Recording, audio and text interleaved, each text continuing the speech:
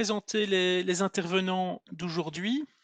Mais moi-même, Lionel Huilmans, je suis directeur au département taxes indirectes de POSC.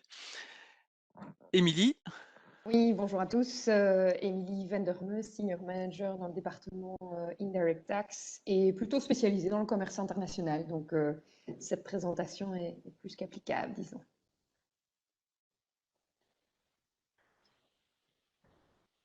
Et Quentin, je te donne la parole. Et moi-même, donc Quentin Moteux, aussi manager département Indirect Tax du bureau de Bruxelles, aussi avec un focus sur le commerce international. voilà. Alors, un petit mot d'introduction sur cette réforme TVA en matière de e-commerce.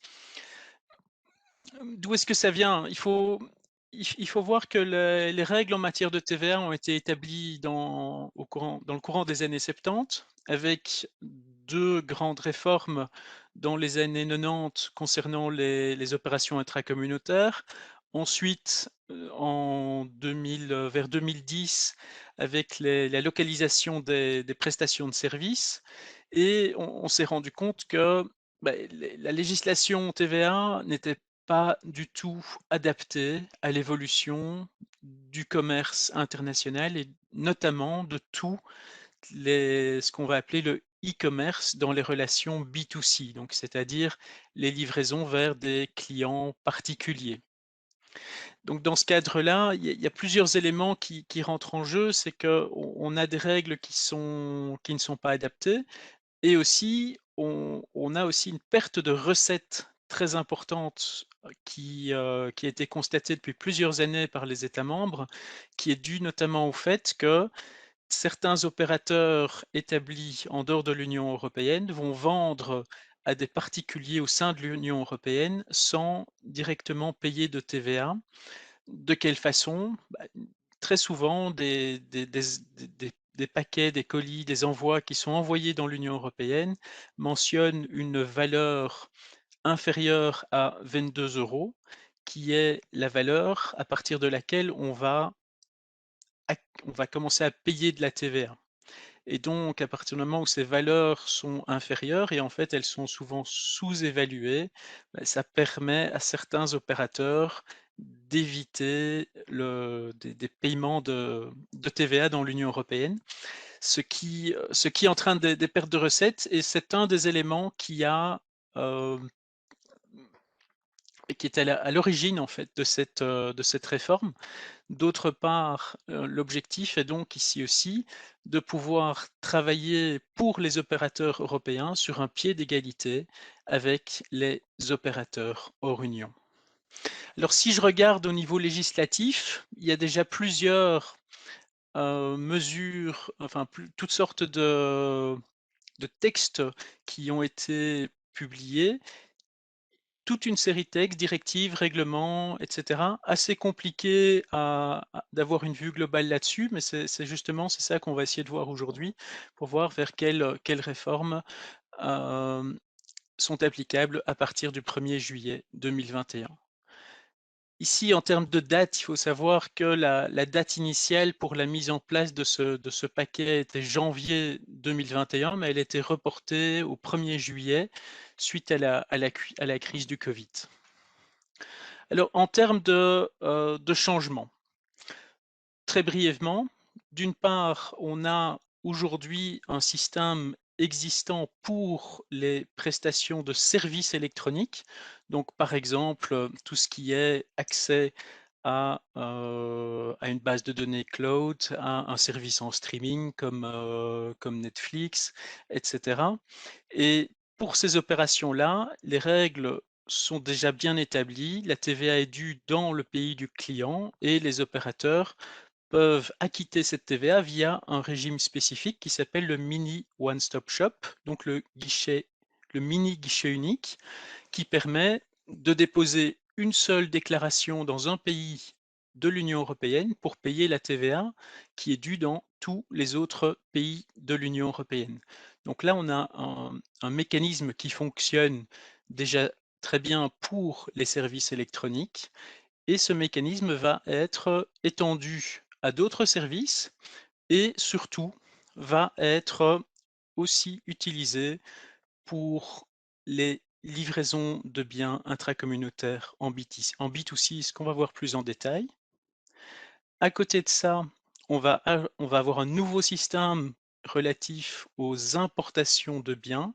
Donc lorsqu'on a une vente de biens vers un particulier de l'Union européenne avec des biens qui viennent en dehors de l'Union européenne, qui rentrent dans l'Union européenne, on aura un régime qu'on va appeler de vente à distance de biens importés avec le IOSS, donc ici un Importation One Stop Shop, qui permettra aussi de simplifier les déclarations de TVA dues dans les différents pays de l'Union européenne. Alors évidemment, un acteur très important du commerce électronique, ce sont les plateformes de vente. Et la Commission européenne a souhaité mettre à contribution les plateformes de vente, justement pour permettre un contrôle de la perception de la TVA dans le commerce électronique. Et donc, dans un certain nombre de cas, les plateformes de vente seront considérées comme des intermédiaires qui agissent eux-mêmes comme vendeurs et seront chargés de la perception de la TVA sur les ventes vers les particuliers. Donc il y a 2 cas particuliers, c'est notamment lorsqu'un opérateur établi en dehors de l'Union européenne va faire des ventes au sein de l'Union européenne en passant par une plateforme électronique, ou bien lorsqu'un opérateur établi en dehors ou dans l'Union européenne va faire des ventes via une plateforme de vente, lorsque les biens viennent d'un pays situé en dehors de l'Union européenne, ce qu'on verra plus en détail par la suite. Alors, quels sont les piliers importants de ces changements? D'une part, une extension du régime MOS à d'autres types de services que les services électroniques. Et là, le régime MOS, en fait, va changer de nom et va passer du nom de Mini One Stop Shop à simplement One Stop Shop. Ensuite, en ce qui concerne les biens, là, on a une des réformes qui est les plus fondamentales, je dirais, de ce package, c'est que le régime des ventes à distance au sein de l'Union européenne qui existe actuellement, c'est-à-dire avec des seuils de 35 à 100 000 euros à partir desquels vous devez vous identifier lorsque vous faites des ventes à distance vers des particuliers, tous ces seuils disparaissent pour être remplacés par un régime global de vente à distance sans application de seuil, ce qu'on verra plus en détail dans la présentation. Et ensuite, comme je le disais, un régime de vente à distance pour les biens importés lorsque ces biens ne dépassent pas une valeur de 150 euros.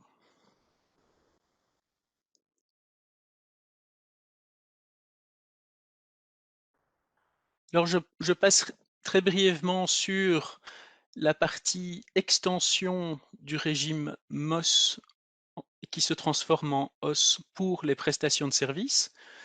Aujourd'hui, on a un régime qui fonctionne et toutes les prestations de services électroniques qui sont facturées vers des clients B2B ou B2C sont toujours localisées dans le pays du preneur du service. Si je suis sur des opérations facturées en B2B, simplement on va appliquer un régime de reverse charge classique, c'est-à-dire que c'est le client qui va auto-liquider la TVA. Lorsque je suis en B2C, la TVA est aussi due dans le pays d'établissement du client.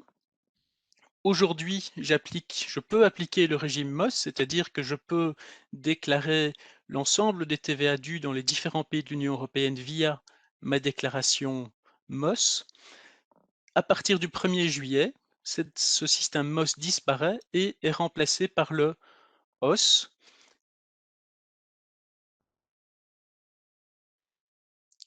Et d'autre part, il va s'appliquer à des services, un ensemble de services plus important que uniquement les services électroniques. Alors de quels services s'agit-il?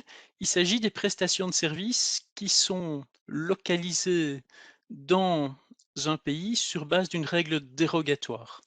Donc on pense par exemple à des droit d'accès à des manifestations culturelles, certains services de transport, certains travaux immobiliers, etc. Donc ça concerne en fait un ensemble de services quand même relativement spécifiques, et c'est pourquoi que cette partie de modification du régime dans le package e-commerce aura ici un impact limité. Je peux vous donner un exemple, par exemple, c'est si j'ai une société belge qui fait des travaux immobiliers pour des particuliers dans différents pays, Belgique, France, Luxembourg, Pays-Bas, elle pourra utiliser ce régime OS pour éviter de s'identifier à la TVA en France, aux Pays-Bas et au Luxembourg en déclarant la TVA due dans chacun de ces pays via sa déclaration OS qu'elle déposera en Belgique. Donc là, on a un exemple pratique d'effectivement d'une simplification, mais c'est évidemment un cas très particulier. Maintenant, je vais passer la parole à Émilie, qui va présenter la partie la plus importante de ce nouveau package sur le e-commerce qui concerne les livraisons de biens. Régime des ventes à distance intracommunautaires, quelles sont les règles actuelles? On a un régime qui a été mis en place maintenant depuis plusieurs années qui permet de taxer et de soumettre donc à la TVA les livraisons, enfin les ventes intracommunautaires en B2C dans le pays du preneur, de l'acheteur. Comment est-ce que ça fonctionne? Bien, à partir du moment où je suis, par exemple, un vendeur belge, je vais vendre à des clients luxembourgeois. La TVA, a priori, est d'abord due en Belgique. Étant donné que je suis dans une relation B2C, la TVA est due dans le pays de départ des biens. Mais à partir du moment où je vais dépasser un seuil, qui suivant les États membres est de 35 à 100 000 euros, je vais devoir m'identifier à la TVA dans le pays d'arrivée des biens et ensuite je vais devoir acquitter la TVA locale. Donc ce régime permet d'avoir des recettes en matière de TVA qui sont établies dans les bons pays de consommation. Lorsqu'on est en B2B, évidemment, le régime est tout à fait différent puisque là, on est sur des opérations intracommunautaires, livraison intracommunautaire, acquisition intracommunautaire. Donc, on a ce régime de seuil et donc aujourd'hui, toutes les sociétés qui vendent à des particuliers dans différents États membres vont généralement avoir plusieurs identifications à la TVA dans la mesure où elles auraient chaque fois dépassé le seuil dans un État membre. Alors, qu'est-ce qui se passe à partir du 1er juillet 2021? Ce régime de vente à distance impliquant des seuils de 35 à 100 000 euros est supprimé, les seuils sont supprimés et la TVA est due à partir de la première vente vers un particulier dans un autre État membre. Bon, il y a une petite exception avec un seuil de 10 000 euros, seuil de 10 000 euros qui doit être calculé sur l'ensemble des ventes à distance vers tous les États membres, y compris les ventes les prestations de services électroniques. Et donc, c'est un seuil qui visiblement ne s'appliquera qu'à de toutes petites sociétés. Comment ça va fonctionner? Donc, comme je le disais, TVA due dans le pays du consommateur, obligation donc de s'identifier à la TVA dans le pays du consommateur, mais simplification, organisée avec un régime qui est similaire au MOS, qu'on va ici appeler le OS, donc le One Stop Shop, le guichet unique européen, qui va permettre à l'opérateur, la société belge, de s'identifier au OS en Belgique et de reporter l'ensemble des TVA dus dans les autres États membres via cette déclaration. Les taux qui devront être appliqués sont évidemment les taux qui sont applicables dans l'État membre du consommateur. Donc si je vends des biens à un client luxembourgeois, je vais reporter une TVA de 17% dans ma déclaration OSS que je dépose en Belgique, et c'est l'État belge qui va ensuite verser cette TVA au Luxembourg. Alors, c'est important aussi de noter, enfin, ceux qui travaillent déjà avec des déclarations MOS le savent sans doute, ce type de déclaration est tout à fait différent d'une déclaration TVA classique. Ce sont des déclarations qui permettent uniquement de reporter des TVA dus dans le pays de destination et de consommation des biens. Donc, via cette déclaration, vous ne pourrez pas récupérer une TVA locale que vous auriez éventuellement supportée. Dans ce cadre-là, il faudrait passer par soit un numéro de TVA que vous auriez pour d'autres opérations sur place, et donc dans une déclaration TVA locale, ou bien passer par le système de refund européen classique.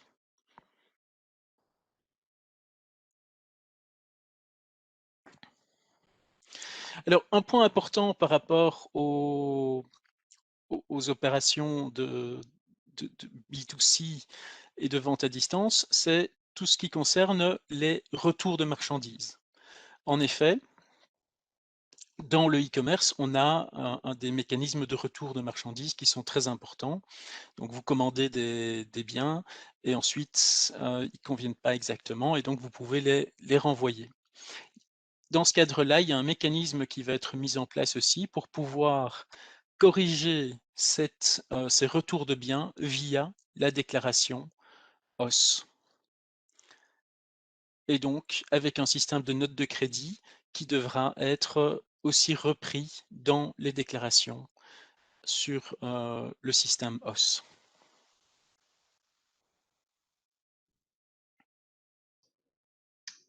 Lionel, je vois Oui. qu'Émilie voilà, Émilie est Voilà. revenue et on a le son. Donc, Voilà, parfait. Mes excuses pour cela. Voilà, ben maintenant on passe aux ventes à partir de pays donc tiers, de territoires tiers. Si tu peux bien changer de slide. Donc ici on reste sur un exemple type. Voilà, un particulier commande des biens auprès des États-Unis, par exemple. On a vraiment la vente d'un pays non européen vers un consommateur européen. Actuellement, il y a deux seuils différents à avoir en tête. Le premier, Lionel l'a mentionné en début de la présentation, les 22 € d'un point de vue de la TVA. Par contre, en douane, depuis le 1er janvier 2021, on parle d'un seuil de 150 €. Alors, peut-être deux scénarios à distinguer. Si le fournisseur non européen effectue l'importation, est l'importateur en Europe, eh bien, il va devoir s'identifier pour les besoins de la TVA dans le pays d'importation. Ensuite, il devra également s'identifier dans l'État membre de consommation, s'il s'avère, et là dans notre exemple on le voit, le pays d'importation c'est la Belgique et l'État membre de consommation est la France. Donc il y a une double identification à avoir en tête, et également le paiement et le report de la TVA locale. Donc TVA à l'importation, à déclarer dans la déclaration locale, et ensuite, eh bien, on l'a vu pour la situation européenne, collecter la TVA de l'État membre de consommation, également à déclarer dans la déclaration locale.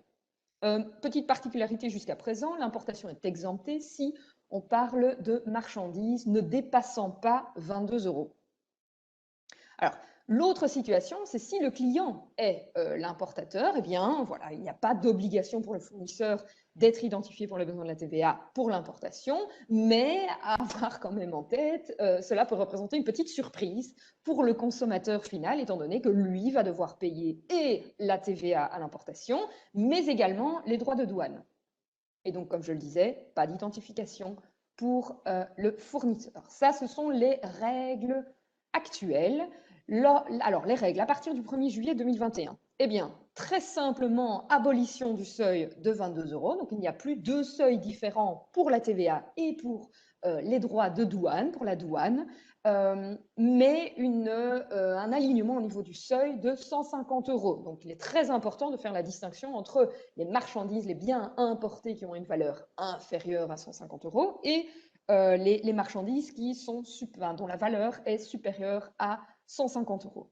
Si on va prendre d'abord le premier scénario, les marchandises dont la valeur est inférieure à 150 €, eh bien, l'importation sera exemptée. Pour autant que le numéro de TVA, on l'a mentionné en début de présentation, le régime applicable est celui du IOSS, ça c'est le régime applicable si les marchandises sont dont la valeur est inférieure à 150 €. Et donc, si le numéro de TVA IOSS est communiqué aux autorités douanières, l'importation sera, elle, exemptée de TVA et exemptée de droits de douane.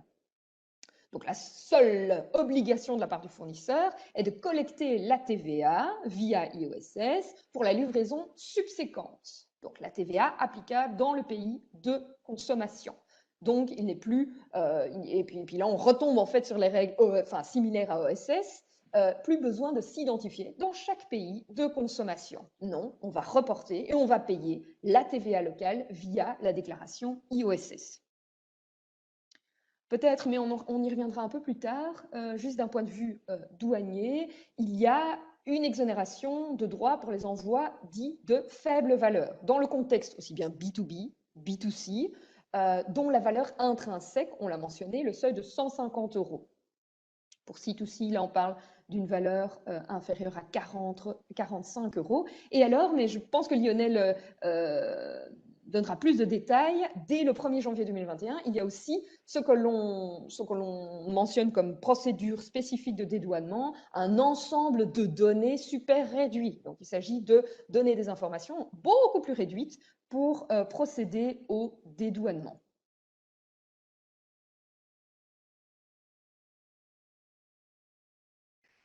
Là, on reste toujours dans un scénario des biens dont la valeur est inférieure à 150 €. S'il s'avère que le régime applicable IOSS n'est pas utilisé, eh bien, il y a un régime très particulier qui est mis en place. En réalité, on va déterminer que le client final est redevable, lui, de la TVA. Bien entendu, peut-être précision, ce régime particulier est applicable uniquement lorsque l'État membre d'importation et l'État membre d'arrivée, l'État membre de consommation des biens, sont identiques. Donc, le client sera redevable de la TVA et la personne qui présente les marchandises à la douane, donc soit des coursiers, des services postaux, pour le compte de la personne à laquelle les marchandises sont destinées. Donc, le consommateur B2C, comme on le mentionnait, va lui déclarer et payer la TVA au moyen d'une déclaration électronique mensuelle. Alors, pour des raisons de simplification, les États membres peuvent appliquer le taux normal de TVA dans le cadre de ce régime spécial. Alors, qu'en est-il à présent des biens dont la valeur est supérieure à 150 € ou si, voilà, IOSS reste une option, donc si le régime particulier ou le régime IOS n'ont pas été appliqués par le fournisseur, eh bien les règles normales s'appliquent. Donc, identification dans l'État membre d'importation et, oui, potentiellement l'État membre de consommation, je le mentionnais, s'il s'avère qu'on parle de deux pays différents. On reporte l'importation dans la déclaration locale et on collecte la TVA de la vente à distance subséquente, également à reporter dans la déclaration locale. Et donc l'importation, à la différence des marchandises dont la valeur est inférieure à 150 €, l'importation est, elle, taxable. Et l'exemption des droits de douane, comme on le mentionnait également, n'est pas applicable. Et nous retombons, du coup, à cet égard, dans les règles essentielles en matière douanière. Lionel les parcourra également brièvement, parce qu'il est important de déterminer eh bien, les droits de douane qui sont applicables et qui ont également un impact d'un point de vue TVA.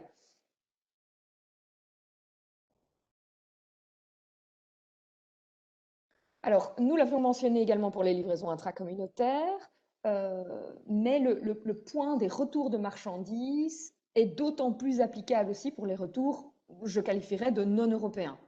Donc, afin de s'assurer que les retours sont correctement traités d'un point de vue TVA, il est important de refléter ça dans la déclaration TVA normale ou dans la déclaration OSS, selon le régime utilisé, et un document correctif sera également à émettre selon les règles de facturation du pays d'importation et donc de réexportation pour les biens qui sont renvoyés. Alors, s'il y a application du régime particulier, eh bien, il n'y a pas de TVA à payer, mais il est très important de conserver un registre justifiant le non-paiement de la TVA sur le colis refusé ou voilà, faisant l'objet du retour de la part du consommateur final. Les obligations en matière de compliance TVA sont également à regarder dans le pays initialement d'importation. Il y a quelques points d'attention douaniers également, mais Lionel, tu en toucheras probablement. Alors, donc en fait, premièrement, on doit faire vraiment la distinction entre les importations de biens, et je vais plutôt parler de paquets qui ont une valeur inférieure à 150 € ou supérieure à 150 €, puisque d'une part, ça va nous permettre de déterminer si on peut rentrer dans le régime IOSS, et d'autre part, ça va aussi nous permettre de déterminer si on peut bénéficier de certaines procédures simplifiées en matière de dédouanement. En effet, lorsque je vais avoir un envoi dont la valeur ne dépasse pas 150 €, je vais pouvoir utiliser un nombre de données à communiquer à l'administration douanière limité, ce qu'on va appeler le Super Reduced Dataset, et qui fait l'objet d'une nouvelle procédure de dédouanement. Alors vous connaissez sans doute la procédure de dédouanement classique qui est la H1, et ici on va parler d'une procédure qui va s'appeler la H7, qui va permettre effectivement de limiter le nombre d'éléments, d'informations à communiquer à l'administration douanière. Quand on dit l'administration douanière, ça veut bien sûr dire en général que ce sont des éléments à communiquer à votre agent en douane qui se charge des formalités douanières pour votre compte. D'où l'importance de mettre en place une procédure spécifique avec votre agent en douane, de vérifier s'il s'est déjà adapté, s'il est déjà capable de travailler avec cette nouvelle procédure. Alors, quels sont les éléments importants qu'on va retrouver dans ce Super Reduced Dataset? Bah, d'une part, c'est la valeur de l'envoi. C'est évidemment très important puisque c'est la base pour déterminer si justement je suis en dessous ou au-dessus des 150 €. Et donc dans ce cadre-là, on devra communiquer les éléments qui permettent de déterminer la valeur de l'envoi.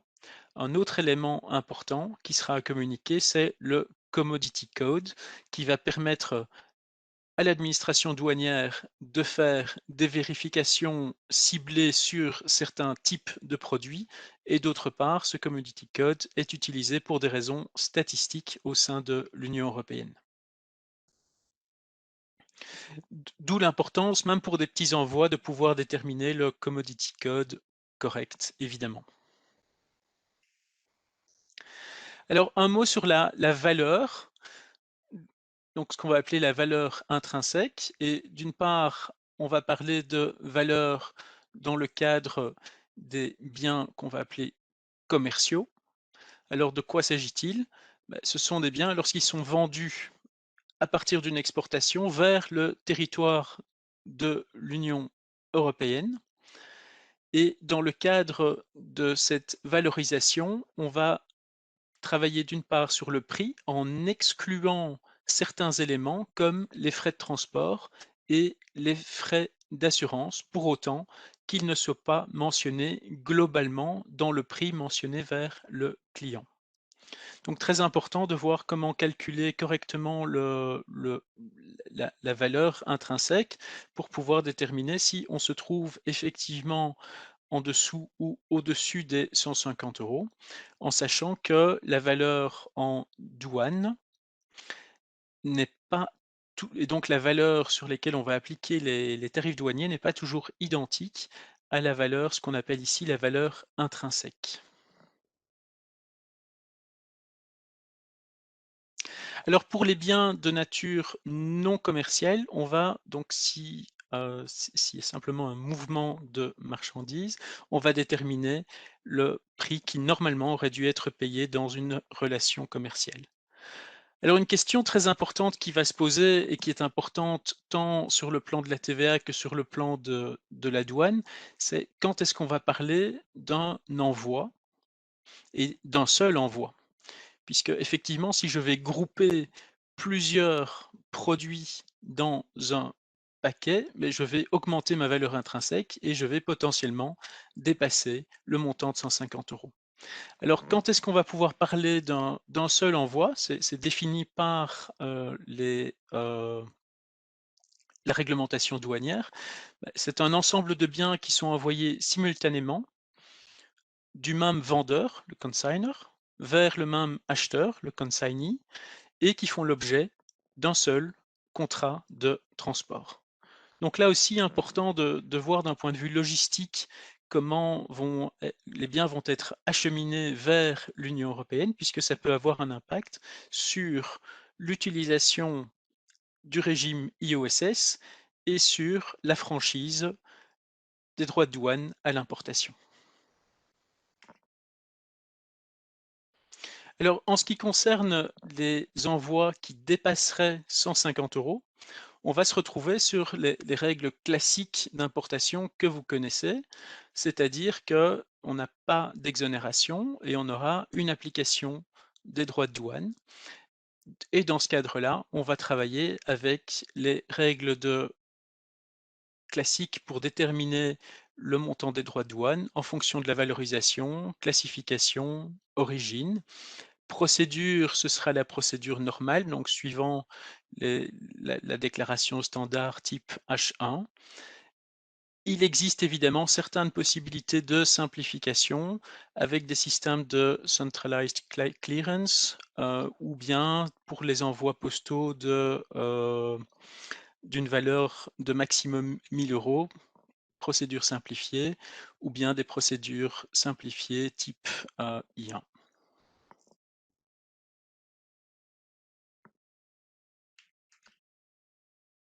Alors un mot rapide concernant les méthodes de valorisation, puisqu'on voit que c'est un des éléments clés pour justement déterminer si on va dépasser ou pas le montant de 150 €. Il y a plusieurs méthodes qui sont définies dans le code douanier et la méthode standard, la méthode qui est appliquée le plus fréquemment, c'est la méthode basée sur la valeur transactionnelle, c'est-à-dire la valeur de vente. Et donc, pour information, environ 95% des opérations sont valorisées sur base de cette méthode. Alors, pour déterminer la valeur transactionnelle, on va partir de la valeur des biens, desquels on va pouvoir enlever un certain nombre d'éléments et dans lequel on devra aussi rajouter un certain nombre d'autres éléments qui doivent être compris dans le prix des marchandises. Donc, qu'est-ce qui doit être compris? On va comprendre par exemple certains coûts de transport, certaines redevances, licences, etc. Donc des éléments immatériels de l'IP à certains moments. Certains éléments qui ne seraient pas à considérer, ça peut être certaines commissions, certains frais de transport après entrée sur le territoire de l'Union européenne, etc. C'est pas toujours évident de déterminer précisément et correctement cette valeur.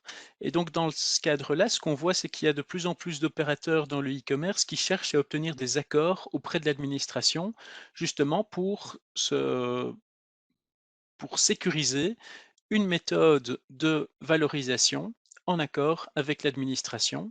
Et ça peut notamment se faire sur base de l'article 73 du Code douanier qui prévoit les possibilités d'obtenir une décision sur des méthodes de valorisation.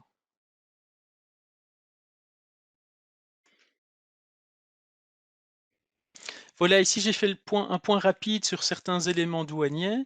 Je vais passer la parole à Quentin concernant l'intervention des interfaces électroniques, des plateformes de vente dans certaines livraisons B2C, puisque là on a un changement qui est tout à fait nouveau dans la législation TVA européenne. Oui, merci Lionel. Est-ce que vous m'entendez? Oui. Ok, merci. Sorry, hein, j'ai vraiment une connexion extrêmement mauvaise. Du coup, j'espère que ça va passer pendant la présentation. Donc, ce qu'il faut savoir ici avec les interfaces électroniques, c'est que forcément, énormément de ventes désormais se font via l'intermédiaire de ces interfaces électroniques. Ce qui est important à savoir, c'est que désormais, l'interface électronique sera considérée comme étant, d'un point de vue TVA, agissant comme le fournisseur auprès du client final et devra, le cas échéant, aussi acquitter la TVA le cas échéant sur la transaction. Toutefois, pour pouvoir être considéré comme cette interface électronique soit considérée comme étant le fournisseur d'un point de vue TVA, il y a certaines conditions à respecter. Et la condition la plus importante, et qui aura forcément un impact d'un point de vue TVA, c'est de savoir en fait si l'interface électronique facilite la livraison de biens. Donc, comment savoir en fait si ce terme facilité va être rempli ou non? Il faut savoir en fait si, pour pouvoir faciliter donc cette transaction, cette livraison, si l'interface électronique est autorisée à permettre la livraison comme un fournisseur. Et donc, que disent les règles européennes? C'est une définition par la négative qui nous dit que ne sont pas considérées comme facilitant la livraison si elles ne sont pas reprises, donc elles n'ont pas de terms and conditions directement avec le client, et si elles n'agissent pas dans le processus de commande pour la livraison des marchandises. Ce sont certaines des conditions qui permettent de déterminer s'il y a une interface électronique qui facilite la livraison. Bien entendu, ça doit être validé et vérifié plus amplement sur base des contrats pour effectivement vérifier si vous êtes soit vous-même, vous agissez comme une interface électronique, ou si le cas échéant, vous êtes dans une relation avec un intermédiaire qui agit comme une interface électronique. Encore une fois, pourquoi on insiste sur cette notion d'interface électronique? C'est parce que ça a un impact important, comme ici on va le voir dans ce slide, sur les règles TVA et le paiement, le cas échéant, de la TVA et éventuelles obligations TVA dans les États membres. Donc ici sur le slide, comme vous pouvez le voir, on a pris deux exemples distincts, donc soit un fournisseur toujours avec un fournisseur non UE forcément.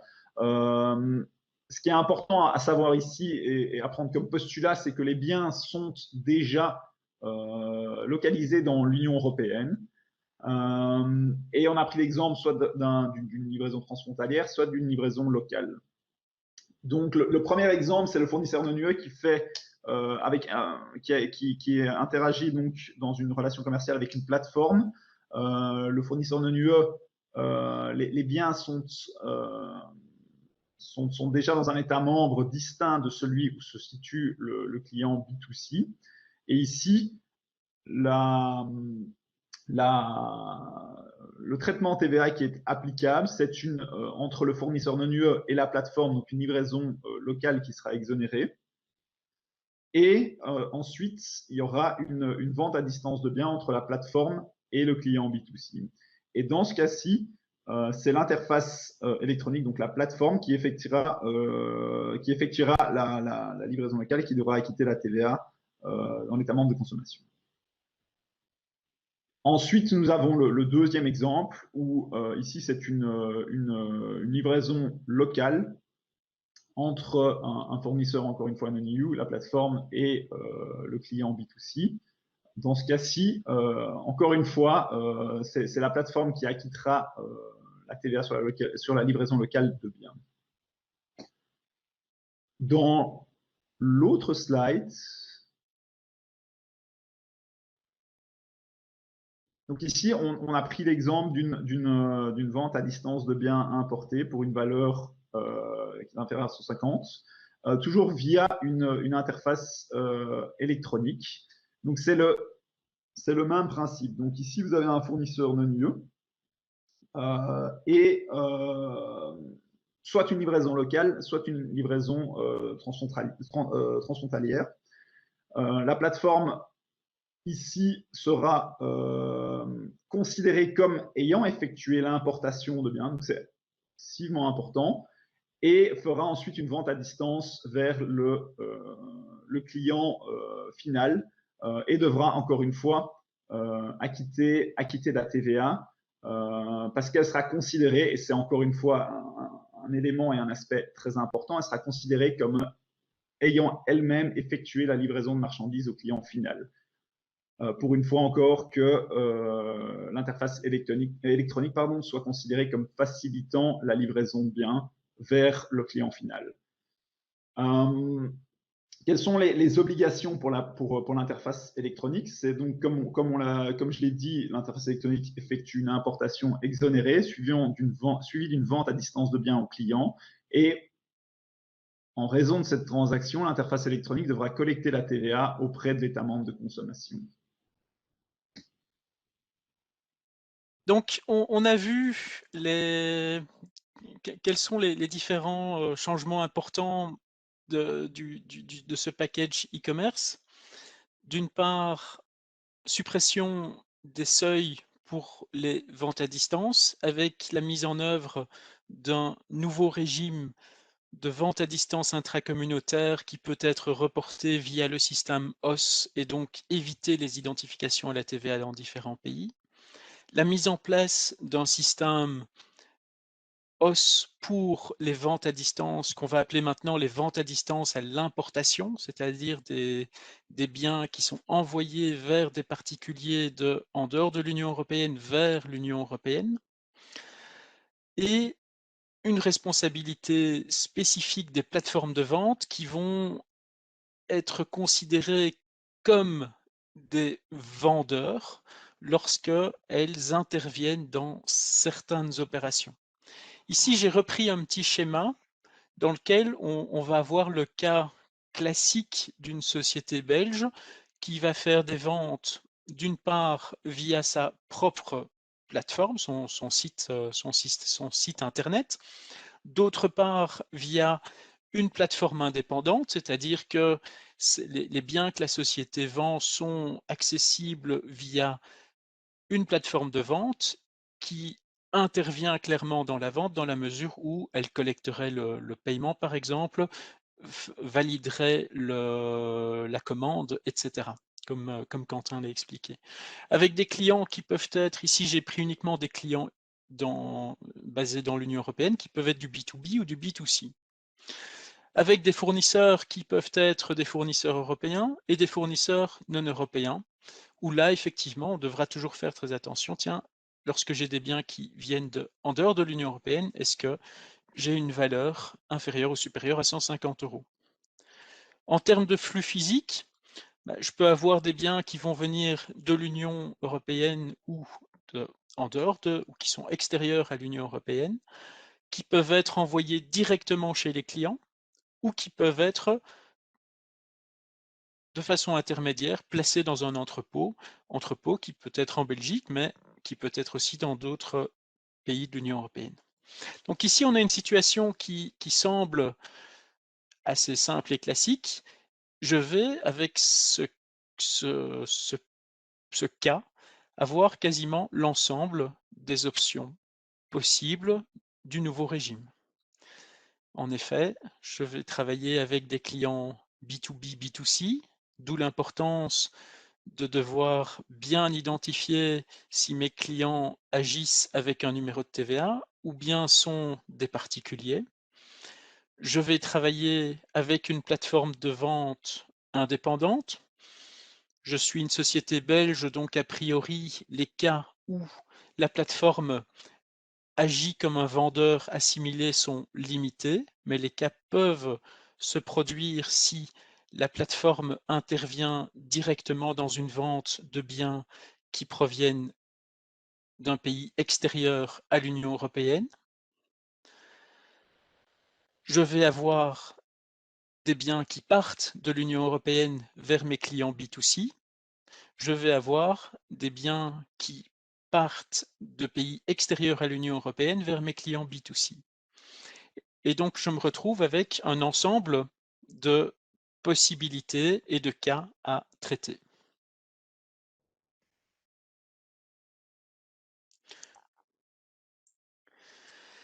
Typiquement, comment est-ce qu'on va aborder cette problématique? D'une part, c'est identifier l'ensemble des flux. Donc il n'y a pas de secret pour approcher une problématique de flux en matière de TVA et de douane. C'est d'abord une identification claire et une cartographie de l'ensemble des flux qui existent, qui permettront ensuite de déterminer quelles sont les modifications éventuelles à apporter. Donc je vais avoir des importations. Question à se poser, est-ce que les biens ont une valeur supérieure ou inférieure à 150 €? Je vais avoir des opérations intracommunautaires. Je vais avoir des livraisons locales. Je vais avoir des livraisons en B2B, en B2C, à certains moments via une plateforme de vente indépendante, etc. Donc j'ai vraiment un ensemble de cas, mais qui typiquement va se présenter pour beaucoup de sociétés qui vont travailler avec des clients B2C, donc des particuliers. En matière, sur base de cette cartographie, je vais déterminer qu'est-ce que je fais aujourd'hui, quel est mon traitement actuel, et ensuite déterminer quel est le traitement que je dois appliquer à partir du 1er juillet, il manque un i, je vois, 2021. Typiquement, dans ma situation, je vais potentiellement avoir besoin d'une identification sur le système OSS pour mes ventes à partir de l'Union européenne vers des particuliers,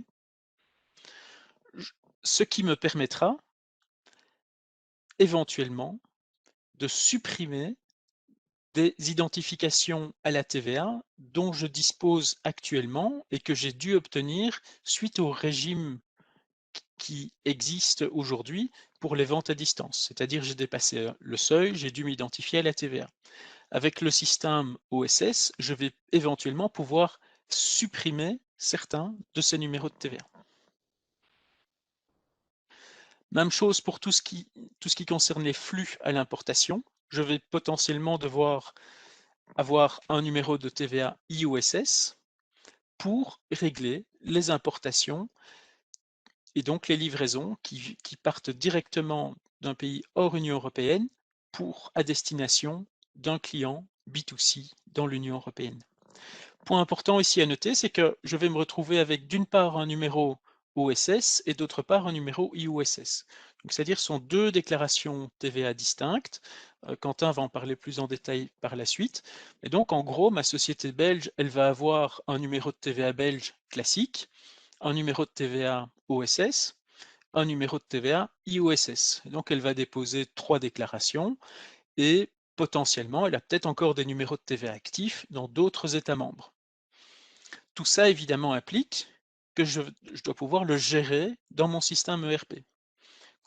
Nouvelle configuration, notamment configuration des opérations avec les plateformes de vente si la plateforme de vente est considérée comme un vendeur assimilé sur le plan de la TVA, puisque là, je ne vais pas avoir de vente juridique entre ma société et la plateforme de vente, mais d'un point de vue TVA, je dois avoir une opération, c'est la plateforme de vente qui ensuite va collecter la TVA.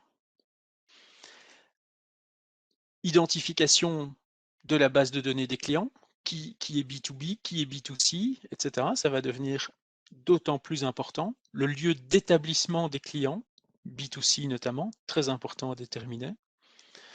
Ensuite, communication à avoir avec l'agent en douane. Est-ce qu'il est capable de gérer le nouveau système IOSS? Est-ce qu'il va être capable de faire la distinction entre les envois supérieurs et inférieurs à 150 €?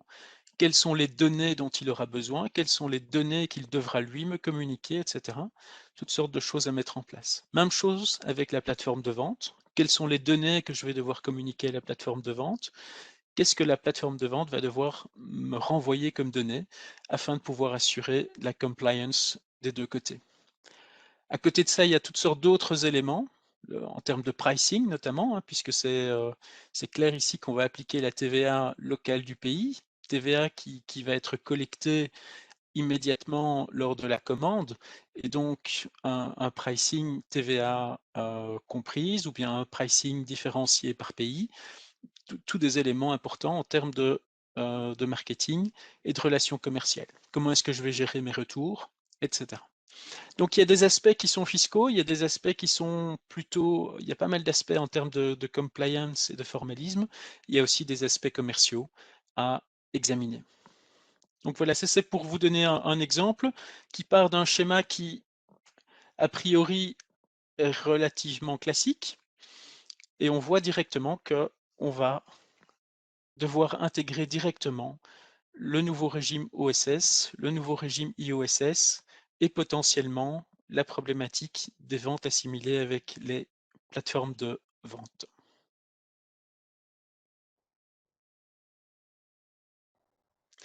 Voilà, maintenant Quentin va nous parler et nous dire quelques mots sur les obligations en termes d'enregistrement et de facturation. Oui, merci Lionel. Donc ici, c'est un des aspects quand même les plus importants, je dirais, c'est savoir pour vous, sur base des transactions que vous réalisez, quel est l'impact en termes de compliance que vous devez réaliser dans les différents pays, et surtout, où est-ce que vous devez vous identifier, tant pour OSS que pour IOSS. Dans les prochains slides aussi, on verra en termes de facturation, quelles sont vos obligations, et aussi comment procéder au paiement de la TVA, le cas échéant, en tout cas pour la Belgique. Donc sur le slide ici qu'on présente, on a essayé de résumer du mieux qu'on a pu où s'identifier, et tant pour OSS, pour IOSS, en fonction des transactions que vous réalisez, et surtout, assez important comme vous le verrez, c'est si vous avez déjà un établissement stable en Europe, dans l'Union européenne, ou pas, en fait. C'est un peu cet élément-là qui va guider la nécessité de s'identifier dans un pays plutôt que dans un autre au sein de l'Union européenne. Donc, ici, l'enregistrement pour ce qui est lié en fait à OSS. Donc, le postulat de départ est toujours forcément un fournisseur non UE. Soit il a un établissement stable dans l'Union européenne. Donc, ça peut être un seul établissement ou plusieurs établissements stables dans l'Union européenne. Soit il n'a pas d'établissement stable dans l'Union européenne. S'il n'a pas d'établissement stable dans l'Union européenne, l'État membre d'identification pour OSS sera l'État membre où le transport commence. Ça, c'est vraiment important. Donc, vous n'avez pas en tant que tel le choix de vous identifier pour l'OSS. C'est vraiment là où le lieu de l'État membre de départ, je dirais, du début de transport des marchandises. Par contre, si vous disposez d'un établissement stable, ou même de plusieurs établissements. Donc, si un seul établissement stable, forcément, ce sera l'État membre d'identification pour OSS sera l'État membre où se situe cet établissement stable, et où en principe vous déclarez déjà vous soumettez déjà des déclarations de TVA. Si par contre vous avez plusieurs établissements stables dans l'Union européenne, là vous pouvez choisir l'État membre d'un de ces établissements stables, en fait, pour vous identifier auprès d'OSS. En ce qui concerne l'enregistrement IOSS, toujours le postulat de départ d'un fournisseur non UE, ici, vous avez encore la situation où vous avez un ou plusieurs établissements stables, et la situation où forcément vous n'avez pas d'établissement stable. Encore une fois, si vous avez un ou plusieurs établissements stables, c'est le même scénario que celui que j'ai dit. Donc, c'est un État, vous identifiez pour IOSS dans un des États membres où vous avez la présence d'un établissement stable. Si par contre, vous n'avez pas d'établissement stable, là, il faut distinguer en fonction de si oui ou non le pays dans lequel le fournisseur non-EU est établi, donc en dehors de l'Union européenne, a conclu un accord d'assistance mutuelle avec l'Union européenne. Donc pour le moment, il n'y a que la Norvège qui a a effectivement conclu ce type d'accord et qui prévoit alors, si un tel accord existe, que la société peut choisir l'État membre de son choix. Pour l'instant, on est en discussion en contact avec l'administration TVA pour voir ce qu'il en est du Royaume-Uni, mais il n'y a pas encore, de décision finale là-dessus. Donc, ça pourrait être le même principe qu'avec la Norvège, mais il n'y a pas encore de certitude sur ce point-là.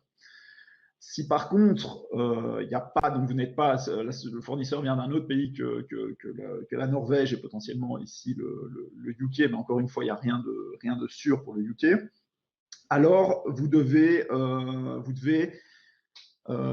passer par un intermédiaire, et c'est cet intermédiaire qui va donc déjà vous identifier pour IOSS et le cas échéant déposer les déclarations IOSS pour vous. Alors, c'est quoi cet intermédiaire? Donc, cet intermédiaire, c'est très important, c'est une société déjà qui est établie dans l'Union européenne et qui va se charger en fait de ces formalités IOSS pour les sociétés qu'elle représente en fait. Donc, un intermédiaire, qu'est-ce qu'il va devoir faire? Il va devoir donc s'identifier pour IOSS, obtenir ce qu'on appelle un numéro d'identification, à ne pas confondre avec un numéro de TVA. Donc, c'est vraiment un numéro d'identification qu'il pourra obtenir auprès d'un des États membres. En l'occurrence, en Belgique, ça se fait via Intervat. Et ce numéro d'identification va commencer par le préfixe IN. Et grâce à ce numéro d'identification, il va pouvoir en fait faire une demande pour chacun des fournisseurs non-EU, une demande d'identification justement d'IOSS, et va pouvoir remettre ses déclarations IOSS pour le compte de ces sociétés non-EU en fait. Donc, c'est assez important à savoir, surtout si vous êtes dans ce cas précis, que dans ce cas-là, vous devez effectivement passer par un intermédiaire. Concrètement, ici, et comme l'a très justement dit Lionel, il est possible donc d'avoir tant un OSS qu'un IOSS en plus de votre numéro de TVA. Donc, c'est quelque chose en fonction de vos transactions qui est tout à fait possible. Concrètement, en Belgique, comment est-ce que vous vous enregistrez? Donc, comme je l'ai dit, il est possible de le faire proactivement, je dirais encore maintenant, et ce depuis le 1er avril, de demander en tout cas cette OSS via la page d'accueil Intervat. On vous montrera un petit print screen. Lio, peut-être si tu sais déjà montrer le print screen de la page du slide suivant. Donc, c'est très facile. Hein. Donc, il y a le lien qui vous redirige directement même sur le manuel qui a été publié par le SPF Finance, qui vous indique très exactement sur Intervat avec des print screens comment vous identifier en fonction du type de régime que vous sollicitez et quelles sont les informations que vous devez communiquer pour pouvoir vous identifier à ce régime. C'est assez rapide. Le niveau d'information demandé n'est pas extrêmement compliqué.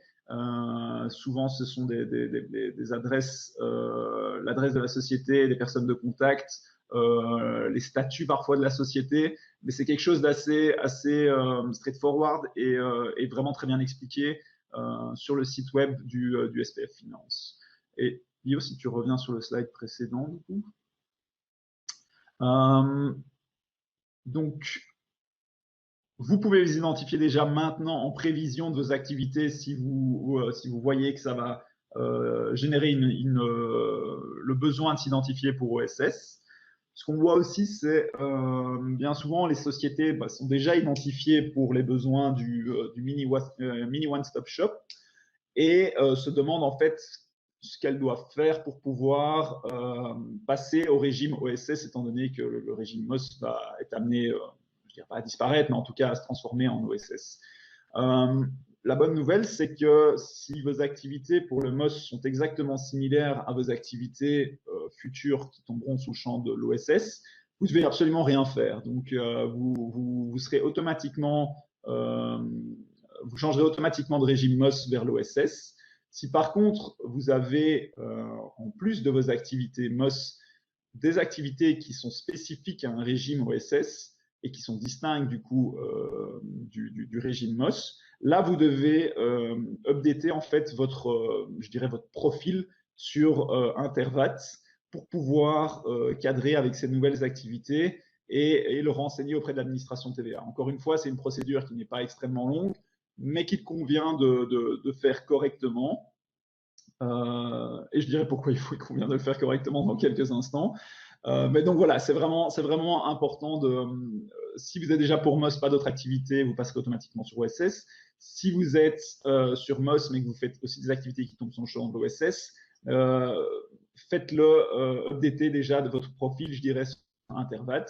Et si vous savez que vous n'avez pas d'activité MOS, mais que vous allez tomber sous le champ de l'OSS dans le futur, n'hésitez pas déjà à enregistrer vos données en fait et à déjà demander votre numéro OSS dès aujourd'hui. La procédure est assez rapide et en principe, l'administration vous revient assez rapidement avec votre numéro OSS qui forcément n'est pas encore valide. Il ne sera valide qu'à partir du 1er juillet. La même procédure pour l'intermédiaire dans l'OSS, c'est aussi une procédure qui peut suivre très claire et très bien expliquée sur le site web du SPF Finance. Alors peut-être pour les déclarations, je vais pas vous ennuyer trop longtemps avec ça. Les déclarations sont soumises par trimestre, un peu comme si vous étiez un assujetti trimestriel pour les besoins de la TVA. Donc c'est deadline toujours avant la fin du mois suivant le trimestre, avril, juillet, octobre ou janvier, donc la période qui suit le trimestre, le mois qui suit le trimestre, pardon. Pour le régime des importations, légèrement différent parce que c'est sur une base mensuelle, donc même principe que les déclarations TVA un petit peu, c'est avant la fin du mois qui suit. Et pour le paiement de la TVA, c'est aussi pour le trimestre concerné, avant la fin du mois qui suit le trimestre concerné, que vous devez acquitter la TVA. En l'occurrence, si vous êtes identifié pour OSS, MOS en Belgique, vous payez l'ensemble de la TVA due en Union européenne pour les transactions réalisées dans l'Union européenne. Alors pourquoi c'est important de se conformer à ces obligations? Tout simplement parce que il y a une sanction qui a été qui pourrait être appliquée, je dirais, et qui figure dans les guidelines de la Commission de l'Union européenne, qui est si jamais vous ne vous conformez pas à ces obligations, une exclusion par exemple du régime OSS-IOSS pendant une période qui peut aller jusqu'à 2 ans. Donc c'est extrêmement contraignant. C'est pourquoi il est vraiment important donc de faire une sorte, tout d'abord une analyse des flux, voir dans quelle mesure vous tombez sous OSS, IOSS, et ensuite pouvoir déterminer, suite à cette analyse, dans quel pays vous allez choisir d'opter pour, vous allez choisir de passer pour ce régime OSS, IOSS, et je dirais dans quel pays, mais dans la mesure où vous pouvez vous identifier dans ces pays sur base des règles qu'on a discutées précédemment. Voilà, je vais, avant de commencer à tacler quelques-unes des questions que vous avez posées, je vais juste passer par ce slide sur la facturation, slide qui peut être extrêmement énervant à regarder ou compliqué peut-être à regarder, mais qui peut être résumé de manière assez simple. Donc, je dirais sous les anciennes règles, hein, le principe c'est que le fournisseur devait émettre une facture conforme qui est soumise aux règles de l'État membre où la livraison prend place, ce qui pouvait être assez compliqué étant donné que si vous êtes une société qui fait des ventes dans plusieurs États membres, ça vous oblige en fait à regarder en fait les règles de facturation de chacun de ces États membres. Ici, avec le nouveau régime, en l'occurrence, si vous faites une vente à distance de biens qui sont importés, peu importe que vous utilisiez le régime, un régime ou pas d'utilisation de régime, vous n'avez pas l'obligation d'émettre une facture, dès lors que c'est une vente vers des consommateurs clients finaux. Si par contre vous êtes dans une vente à distance dans l'Union européenne, là, si vous utilisez l'un des régimes spéciaux, vous n'êtes pas obligé d'émettre de facture. Par contre, si vous n'utilisez pas un régime spécial, vous serez obligé, ce seront les anciennes règles qui s'appliqueront, vous devrez émettre une facture qui tient compte des règles de facturation de l'État membre où la livraison prend place. Pour les ventes locales, que vous utilisiez un régime spécial ou non, il n'y a pas d'obligation de facturation. Alors, dans les différentes questions, une question a été posée sur que se passe-t-il pour ce qu'on va appeler le dropshipping. Il faut d'abord voir qu'est-ce qu'on entend par dropshipping, puisque c'est un terme qui recouvre différentes façons de fonctionner en matière de supply chain. Dans le e-commerce, le dropshipping est souvent entendu comme étant simplement la commande d'un particulier qui reçoit ensuite le bien chez lui, et généralement en provenance d'un pays tiers à l'Union européenne. Et c'est un mécanisme qui a fait beaucoup débat, parce que, comme je l'ai dit au début, il y a beaucoup de fraudes qui sont parfois volontaires ou parfois, je dirais, involontaires, parce que par méconnaissance des opérateurs. Simplement, le fait qu'il y a beaucoup d'opérateurs de dropshipping qui peuvent être des petites structures qui vont établies en dehors de l'Union européenne, ou parfois qui passent par un intermédiaire européen, qui vont vendre des biens à des particuliers et qui, à certains moments, échappent complètement à l'application de la perception de la TVA. Et le nouveau régime vise justement à éviter ce mécanisme, d'une part en abolissant le seuil de 22 € et d'autre part en prévoyant des formalités spécifiques en matière de dédouanement lors de l'arrivée des biens dans l'Union européenne, avec des procédures simplifiées. On peut le voir d'une part au niveau TVA avec le régime IOSS, et d'autre part avec le nombre d'éléments à communiquer aux autorités douanières limité pour les envois inférieurs à 150 €.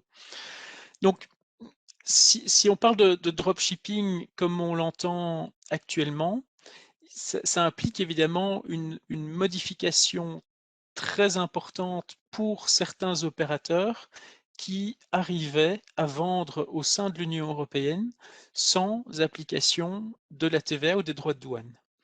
Puisque ce sont généralement des opérateurs qui vont travailler avec des prix très bas, des marges très faibles, et à partir du moment où ces opérateurs vont devoir rentrer dans un schéma de compliance et de paiement de la TVA, évidemment, il y a toute une série d'opérateurs qui risquent de disparaître parce qu'ils ne seront plus concurrentiels. Et donc là, effectivement, on s'attend à voir des modifications quand même importantes sur les différents opérateurs de dropshipping, avec certains schémas et certains business models qui ne seraient plus applicables parce que plus vraiment concurrentiels actuellement. Et disons, bon, c'était l'objectif de l'Union européenne aussi, de mettre fin à certaines pratiques et de permettre aux opérateurs européens de pouvoir travailler de façon tout à fait équivalente à des opérateurs qui envoient des biens hors Union européenne. Alors, une autre question qui était posée, c'était, donc on a vu les déclarations OSS, IOSS on peut avoir différents numéros, donc on peut avoir un numéro OSS, un numéro IOSS, et le point est aussi qu'à partir du moment où je vais travailler avec une déclaration OSS, je vais avoir l'obligation, ou IOSS, de faire passer toutes les transactions qui rentrent dans le régime par cette déclaration. Donc si j'ai par exemple, si je suis une société belge, j'ai un numéro OSS pour des ventes dans plusieurs pays, mais j'ai aussi un numéro de TVA actif aux Pays-Bas, ben, je ne pourrais pas utiliser ce numéro de TVA aux Pays-Bas pour mes ventes à distance intracommunautaires vers des particuliers aux Pays-Bas. Je devrais faire passer l'ensemble des opérations dans ma déclaration OSS. On avait une autre question, je pense. Je vois une question concernant l'organisation de séminaires. Alors là, on n'est plus du tout sur des livraisons de biens, mais on revient un petit peu au début de la présentation, c'est-à-dire des prestations de services qui maintenant vont pouvoir tomber sous le régime OSS. Et donc effectivement, les règles concernant les séminaires, c'est que le droit d'accès à une manifestation culturelle, etc., va être localisé dans le pays d'organisation du séminaire, et donc je vais potentiellement avoir une TVA locale qui va s'appliquer. On est sur des situations qui peuvent être complexes parce qu'on peut avoir des seuils dans certains pays qui vont permettre de ne pas s'identifier à la TVA. On peut aussi avoir dans certains cas des exemptions en fonction de la nature du séminaire, notamment si il s'agit d'opérations qui sont clairement à but éducatif. Et donc ce sont des cas qui sont jamais évidents à traiter parce que les règles peuvent être différentes de pays à pays.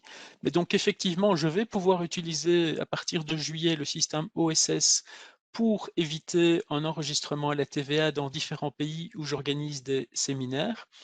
Point d'attention important, c'est que le régime OSS s'applique pour les relations B2C.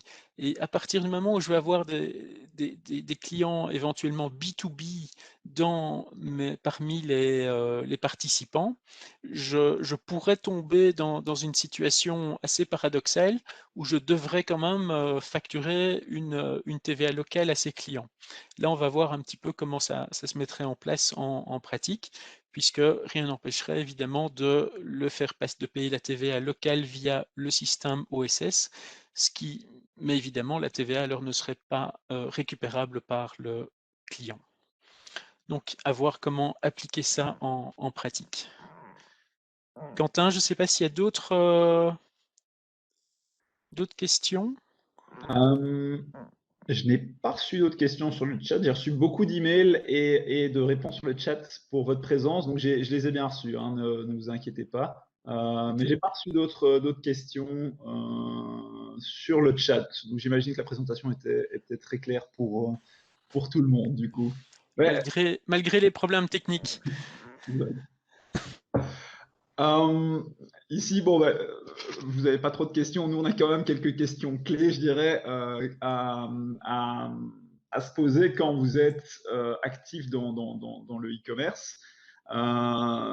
Pourquoi se poser ce type de questions? Parce que au finish, c'est ce qui va vous permettre de déterminer si oui ou non vous avez des obligations d'un point de vue TVA et, le cas échéant, où est-ce que vous allez devoir vous conformer à ces obligations. Donc, assez rapidement à travers, mais c'est effectivement toujours savoir qui est le fournisseur dans la transaction et surtout quelle est votre position dans la chaîne de transaction pour voir, le cas échéant, quelles seront vos obligations. Encore une fois aussi, qui est le client forcément. Est-ce que vous êtes dans du B2B, du B2C, du B2G? Tout ça peut avoir un impact sur les obligations en termes TVA. Où est le lieu de la livraison de marchandises?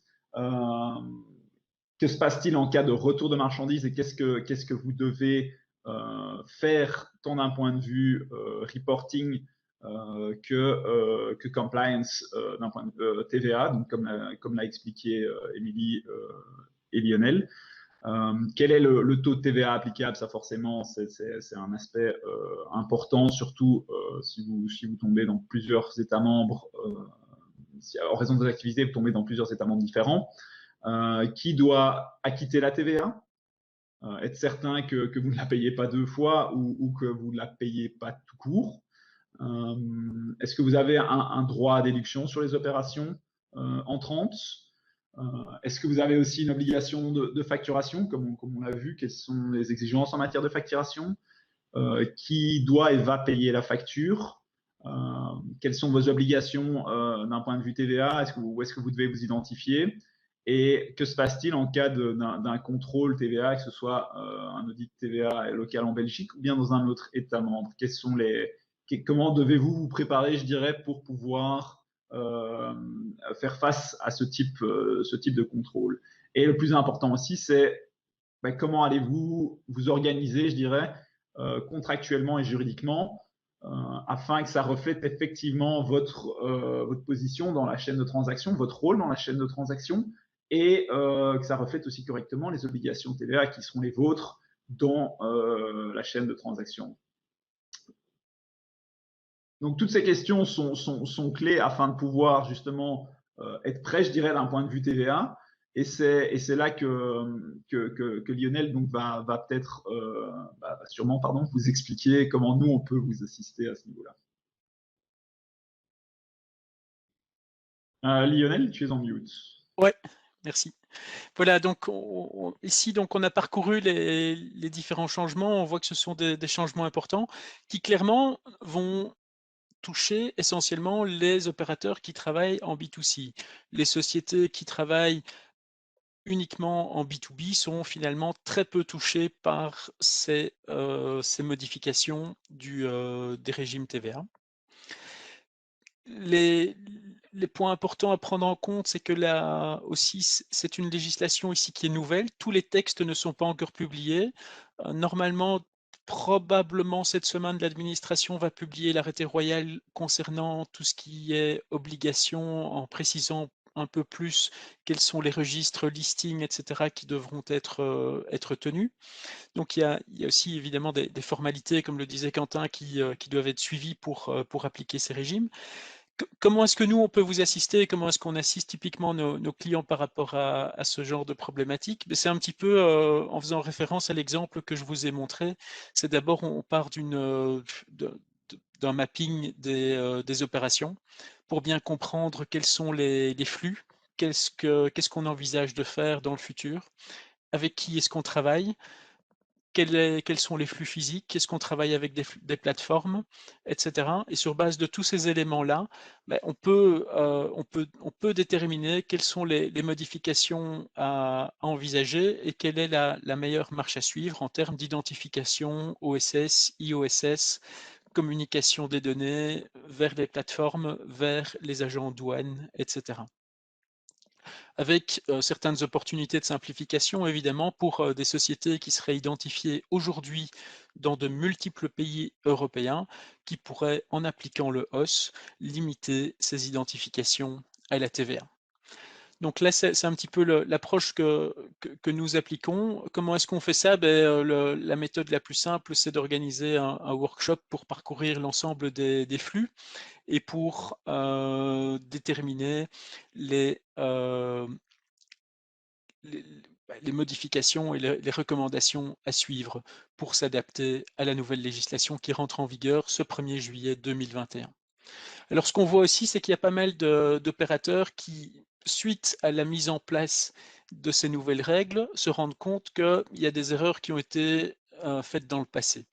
Par exemple, on n'a pas respecté un seuil et on n'a pas appliqué la TVA locale dans le pays. Et voilà, ça c'est typiquement le type d'erreur qu'on peut voir. On peut évidemment, dans la plupart des cas, corriger ces opérations. Et quand on corrige de façon transparente avec l'administration, on peut généralement éviter l'imposition d'amendes. Il faut savoir évidemment qu'à partir du moment où vous allez vous enregistrer au MOS et commencer à déclarer des opérations dans certains pays, on va évidemment voir que vous aviez déjà des opérations qui étaient réalisées dans le passé. Et donc, c'est un point à prendre en compte. Donc voilà, si vous avez des questions par rapport à tout ça, n'hésitez pas à nous contacter. Oui. Il y a une question que j'ai reçue ici, pas par le chat du coup, vu qu'elle ne marche pas pour tout le monde. Mais du coup, question de Monsieur Dahan. Pour le numéro OSS, doit-on prendre un numéro dans chaque pays de l'Union européenne? Ah non, non, bien sûr, hein. Donc le but de l'OSS, c'est évidemment d'avoir un seul numéro. Une société belge va normalement s'identifier en Belgique au régime OSS via le guichet unique dont Quentin a montré les petits print screens sur Intervat pour pouvoir s'enregistrer facilement. Et donc ça veut dire qu'on va avoir un seul numéro pour l'ensemble des opérations au sein de l'Union européenne. Même chose pour le numéro IOSS. C'est le but de la simplification, évidemment. On doit apprendre à travailler avec ça, puisque c'est quelque chose qui est nouveau. On le connaissait avec le MOS, mais qui était limité à certains opérateurs dans le commerce électronique. Maintenant, c'est quelque chose qui va devenir beaucoup plus courant de travailler avec des numéros OSS lorsqu'on a des ventes en B2C au sein de l'Union européenne, ou bien un numéro IOSS lorsqu'on a des biens qui arrivent directement d'un pays tiers dans l'Union européenne.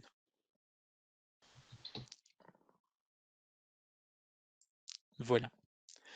Et donc voilà, nous sommes à votre disposition. Avec notre équipe de TVistes et de douaniers, comme on dit. Si vous avez des questions, n'hésitez pas à prendre contact avec nous. Et si la problématique est plus complexe, je dirais, à ce moment-là, on peut envisager d'organiser un workshop pour discuter des différents flux, etc. Mais je vous remercie. On a terminé plus tôt que prévu. Et donc, je vous souhaite une excellente journée. Merci à vous. Si, au revoir.